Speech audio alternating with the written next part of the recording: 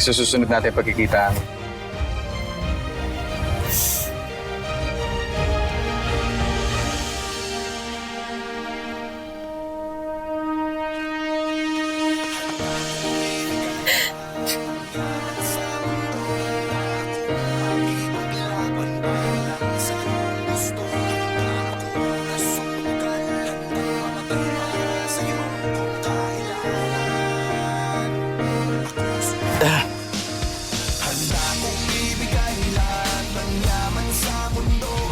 Tama na yan. Hinihintay na si Victor ng pamilya niya. Mag-iingat kayo. Maraming salamat.